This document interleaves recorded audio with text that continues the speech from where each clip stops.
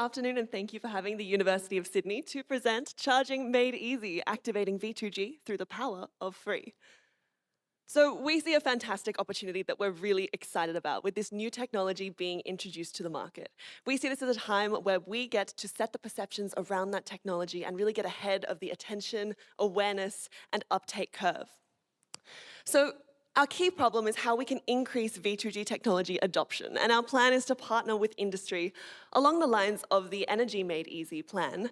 We present Charging Made Easy, and that's a 4-step process involved. In the first stage, we look at awareness through widespread informational nudging to make sure the right information is in front of the right people at the right time. In part 2, we look at a shared benefits scheme. So that addresses loss aversion and present bias by uniquely presenting the options at hand. And in number 3, we redesign the choice architecture to employ decoy and anchoring effects to make it really the obvious choice. And finally, we create advocacy by leveraging social comparison theory to make sure that this idea spreads. So our goal is a 25% uptake of V2G amongst new EV owners from 2027. So where do we expect the V2G market to look like in the next couple of years? Well, so Arena has done a lot of study on this and has taken a look at the modelling costs of when the incremental costs of V2G installations are going to sort of drop, and that's looking to be around the 2027 mark when costs are going to fall down from $10,000 to about $4,000. So with these reduced incremental costs, we're going to see hopefully more economic feasibility for the uptake of V2G installation. And we're also going to see a lot higher proportions of EVs to total cars in the wider industry. So specifically, we're targeting the new uptakers of EV vehicles, and we're trying to catch them in one swoop with the V2G uptake.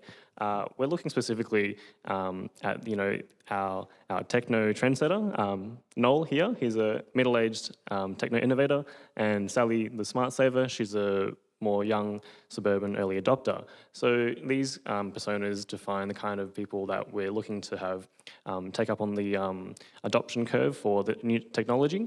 So this is the first step of our customer customer journey map. The first stage is awareness, and it starts off with a very blanket information campaign that goes out to all consumers about the existence of V2G. But more importantly, we're looking at targeting, obviously, the new users. So this is specifically at the choice point where they purchased the electric car, and they've also got to make a decision about their charger. And it's at this particular point where on the registration papers, they receive a similar nudge to what you see up here about the power is yours, and it takes you to an information campaign when you follow the Charging Made Easy website, where it tells you a lot about the benefits of V2G. And the other thing is, this is a really important point because the actual placement of the choice is at a point where usually consumers are faced with sort of choice overload. They're trying to find the right charger for themselves, but we cut right through to them before they even have to come to that choice and really inform them that this is the most beneficial option for them in this instance. Okay, so when we get in front of their eyeballs, what do we then present them with, right? And this is the key to our plan here. And so, as you can see here, we're going to focus on a plan that defers the upfront costs of V2G. So even though we expect V2G costs to come down from that $10,000 level to a cheaper stage, we still think this upfront immediate cost is the key challenge to overcome for uptake of the new technology. And that's based on two sort of key behavioral theories about loss aversion and about present bias. So we expect people, when presented with a large upfront cost that is incurred immediately, to really sort of shy away from wanting to pay that cost, especially when the rewards are delayed and into the future. So we know that people care particularly about losses that they can experience immediately, right, compared to those in the future. We want to try and allay those concerns, allay that, that negative perception here.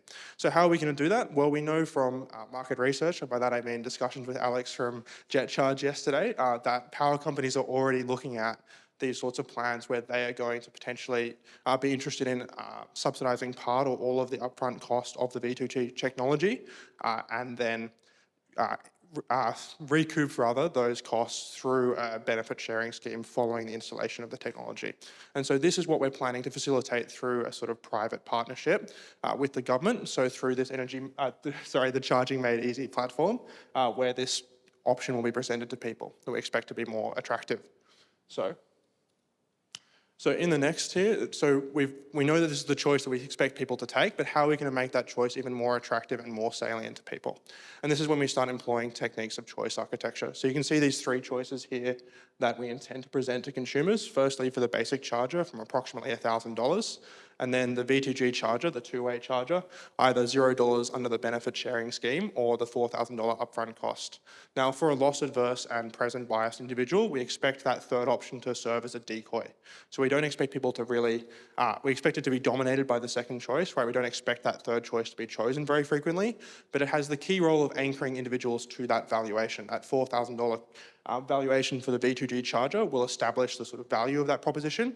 And then given that they can then get that technology for $0 upfront, that therefore should be a more attractive proposition to those individuals there.